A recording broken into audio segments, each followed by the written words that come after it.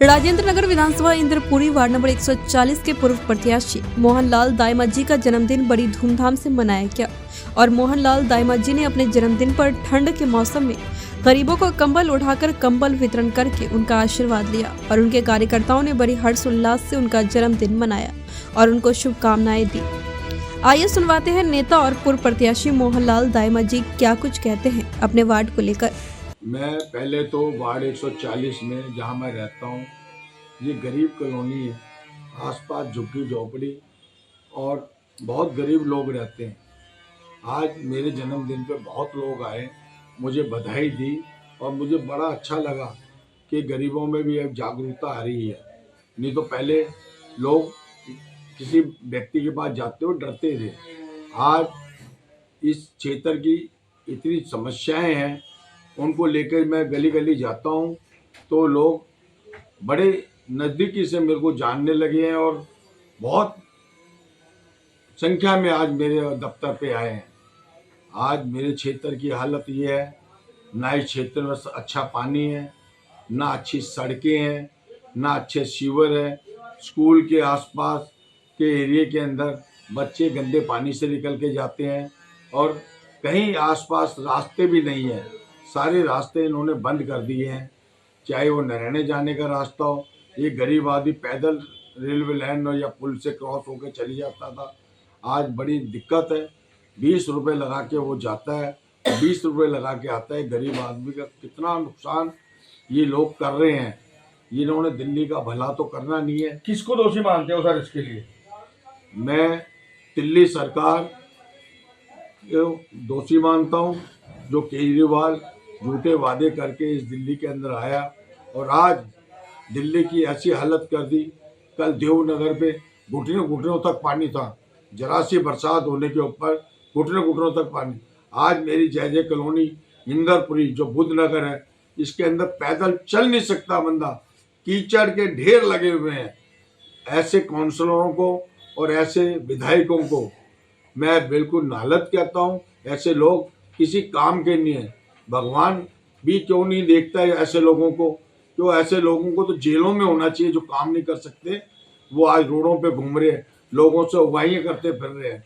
नुकसान इस देश का और दिल्ली का बहुत ज़्यादा कर रहे हैं लोग। ये देश की राजनीति में आना चाहता है, ये तो जेल में रहने लायक व्यक्ति है। केजरीवाल जी, आप बड़ी जल्दी जेल जाओगे क्योंकि आपने लोगों का भला नहीं किया। इस दिल्ली को आपने 50 साल पीछे कर दिया है। मैं आपको इस इंदरपुरी वार्ड से जो 140 है, इसे चेतावनी दे के कहता हूँ आपको कि आप दोबारा इस दिल्ली के अंदर आओगे नहीं। मैं अपनी आत्मा की आवाज़ से कह रहा हूँ। हम घर घर जाके आंदोलन कर रहे हैं, एक एक घर में जाके बात कर रहे हैं, क्योंकि अब लोगों को भी समझ आ गया है। क्यों जिनके बच्चे गंदे कीचड़ों में से और गंदे पानी पी रहे हैं, उनको सीवर के पानी के अंदर चल के स्कूल या लोग कामों पे जाते हैं, बड़ी दिक्कत लोगों के है।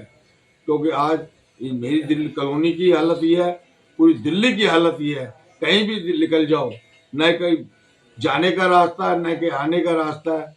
और उनके काउंसलर जो जिस तरह से उगाई कर रहे हैं, पाइप लाइन, ये लाइन, वो लाइन, सबके रेट बना रखे हैं। बहुत जल्दी इनका भी पर्दाफाश होगा और आने वाले समय में हम इनको जेलों के अंदर ढोसने की कोशिश करेंगे। धन्यवाद। जन्मदिन पे क्या बधाई दे रहे हो आप 140 वार्ड नंबर जनता को?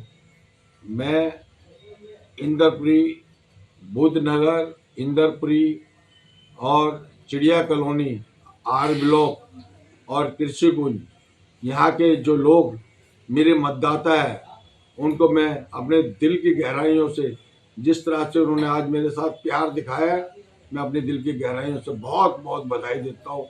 क्योंकि ये लोग उलझे हुए थे छोटी छोटी चीज़ों के अंदर, धीरे धीरे उनको समझ आ रही है। वो आज भारतीय जनता पार्टी को बहुत दिल से लाइक कर रहे हैं, मोदी जी को बहुत लाइक कर रहे हैं। आज देश का जो चुनाव होने वाला है लोकसभा का, मैं आपको कहता हूँ 367 सीटों से ऊपर आई, कम से कम 367 सीटें आएंगी, इससे ऊपर ये आशाएं कर रहा हूँ मैं। आज बजट पेश हुआ है सीतारमण के द्वारा, उससे क्या कहेंगे आप? बजट बहुत बढ़िया है। विकास के लिए बजट के अंदर हमें काम जिस तरह से करना है, वो बजट लेके चलेंगे जभी तो आगे काम कर पाएंगे। सीतारमण जी ने बहुत बढ़िया बजट पेश किया है। उन्होंने ना कुछ घटाया ना बढ़ाया। सिलेंडर का दाम बढ़ा दिया, कमर 19 किलो वाले का 14 रुपया। कोई बात नहीं, 14 रुपए से ना डरो। आने वाले समय में आपको क्या था कितनी सहूलियतें मिलने वाली है। 2024 के चुनाव के बाद इस देश के एक एक व्यक्ति आत्मा पे हाथ रख के कहेगा कि वाकई में हमने एक व्यक्ति को वोट दिया, नरेंद्र मोदी को। उस देश का ऐसा विकास करेगा। रोजगार के साधन, आप बड़े बड़े हाईवे बन रहे हैं, उनके साथ में हर एक 50-100 किलोमीटर में कॉरिडोर बनाने वाले कि कोई गरीब आदमी अपने घर से निकले तो 50-60 किलोमीटर में कमा के अपने घर रोज रात को आ जाए। ये पीड़ा है इस प्रधानमंत्री जी की, ये पीड़ा है इस देश के प्रधानमंत्री को, उनकी दूरभाषी सोच किया। क्योंकि वो व्यक्ति हमेशा गरीब के लिए सोचता है, क्योंकि वो खुद भी गरीब का बेटा है। उसके भाई कोई कबाड़ी है, कोई किसी के कारखाने में काम कर रहे हैं, कोई पेट्रोल पंप पे काम कर रहा है। ऐसे घर से निकला हुआ व्यक्ति, और बिल्कुल दुनिया का कोई व्यक्ति कह नहीं सकता नरेंद्र मोदी जी को कि वो ईमानदार नहीं है। ये जितने दल थे ना जी, इस बार सबको इकट्ठा करना चाहता था। ईश्वर भी उनका साथ दे रहा है, क्योंकि सारे दलों को उसने इकट्ठा कर दिया है और वो इकट्ठे में खलबली मची पड़ी है। एक शेर जब निकलता है, जैसे जंगल में सारे जानवर इधर उधर भागते हैं, ये जानवर है जो इस देश की जनता की फिक्र नहीं की। और जिस तरह से इन्होंने राज चलाया, लूटो और खाओ, मोदी जी ने लूटो खाओ का राज नहीं चलाया। देश के हर एक व्यक्ति को मजबूत करने की कोशिश कर रहा है। 24 के बाद हम रोजगार देने का बड़ा प्रयास करेंगे, बहुत बड़ा प्रयास इस देश को रोजगार देने का। जब कॉरिडोर और बड़े बड़े इंडस्ट्री प्लांट लग रहे हैं,